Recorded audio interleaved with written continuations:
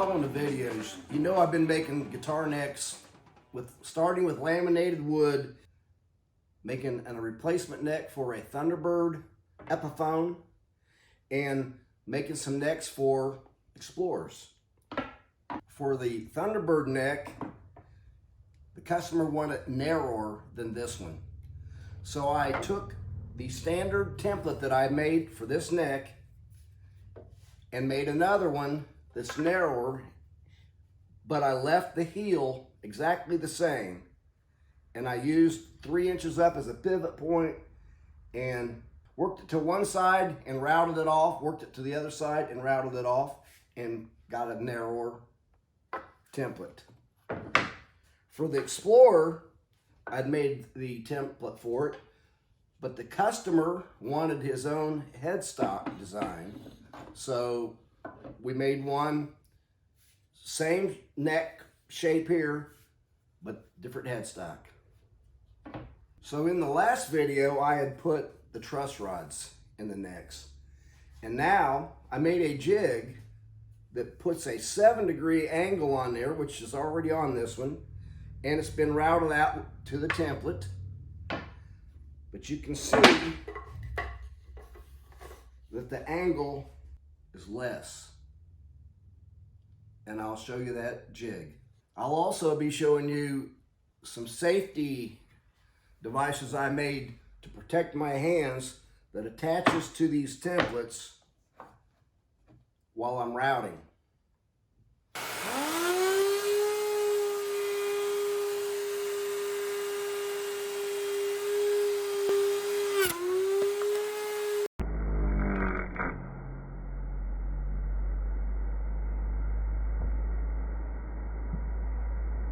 Don't learn the hard way like I almost did. Turns out safety is important. After having it yanked out of my hand, I decided to make these handles to better control the way I'm running this through here. If it yanks it out of my hands again, hopefully I got control of it with these paddles.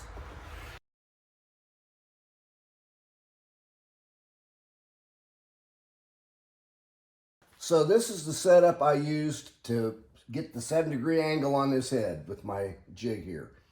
So the jig is basically just a base, these screws for the hold down, this block of wood, which happens to be oak, I don't guess that matters, that I took and cut at a 7-degree angle. There's sandpaper on the top here, a little sandpaper here, that's to help grip the neck so it doesn't move around. That's all there is to it. In my drill press, I use what is called the safety planer, which I got from Stuart McDonald. Saw a demonstration on this a couple years ago on one of their videos. It says, do not operate over 3,000 RPM. So I set up my drill press to run as close to 3,000 as I could get without going over. And you can bring this down and with this screw, set it to where it won't go back up. And then with this clamped in here, you can run it through and take off the surface.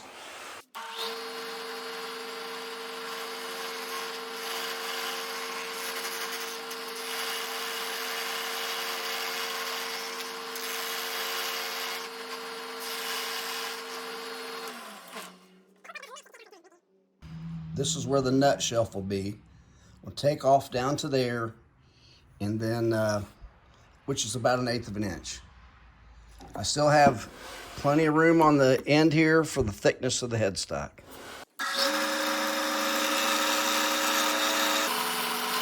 By turning the neck over and mounting it in the jig the opposite way, you can take the back off of it.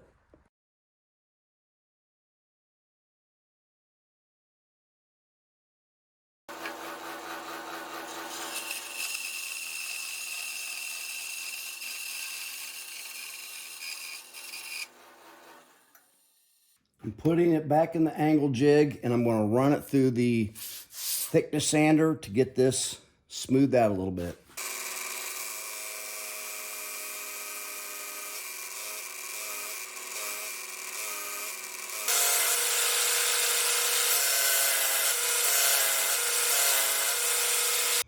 Oops, I meant to drill the holes for the peg heads before I remove the back on the base here, but I'll remember to do it on the Explorer next.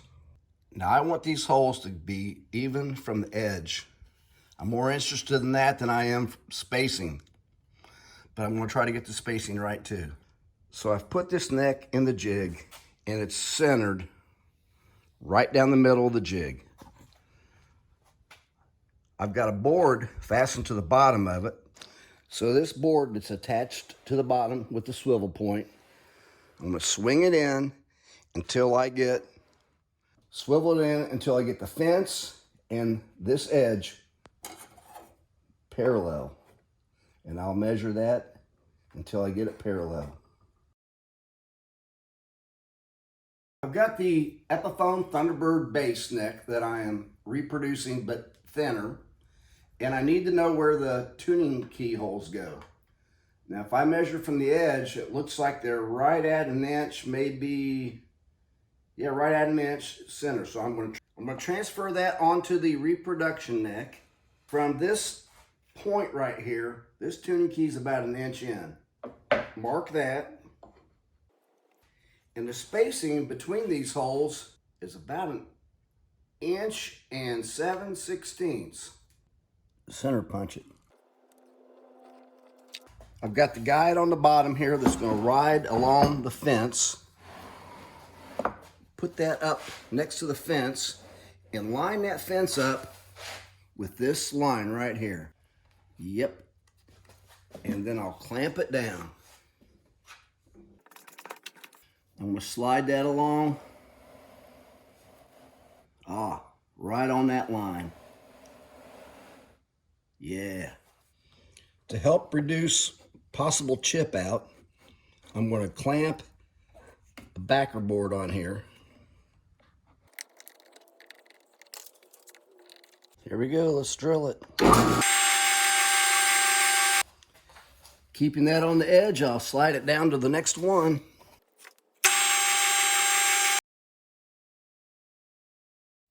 The approach to drilling the tuning pegs in the Explorer neck is going to be the same as I did with the Thunderbird neck, except I'm going to add a plate to properly get the spacing not only from the edge, but between the tuners.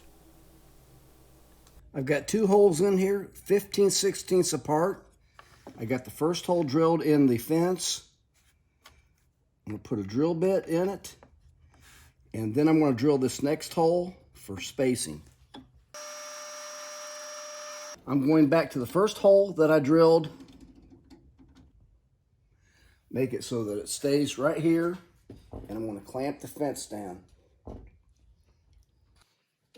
Put the piece in the proper location, move it up, put it in a space. Now, when I drill this hole, it'll be 15/16. I'll do a whole series of holes.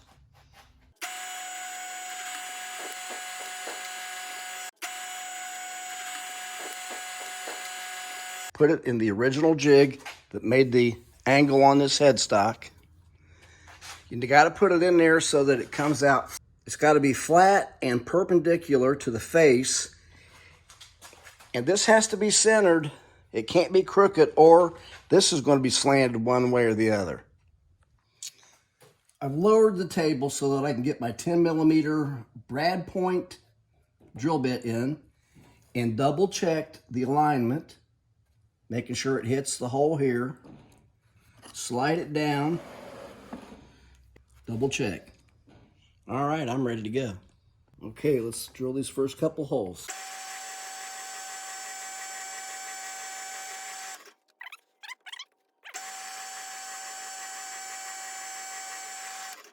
If you notice, I've left the meat on the back of the headstock and did not drill all the way through. That way, when I remove the back, there is no way I got any chip out. Having ran the neck through a router with the template on the top of it, and then taking this face off at an angle, I knew I was going to get an angle on the end. But there's something I didn't consider. It also made the sides have an angle. I put a little light behind it so you could make that out. Now when I cut it down to this line, it may not be as noticeable, but that can also be corrected, so I'm not too worried about it.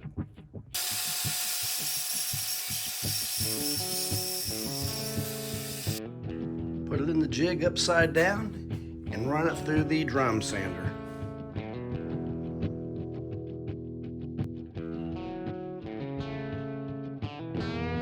I've got the Thunderbird bass ready. Got the holes drilled for the tuners. Here's the one for the Explorer. We're ready for fretboards.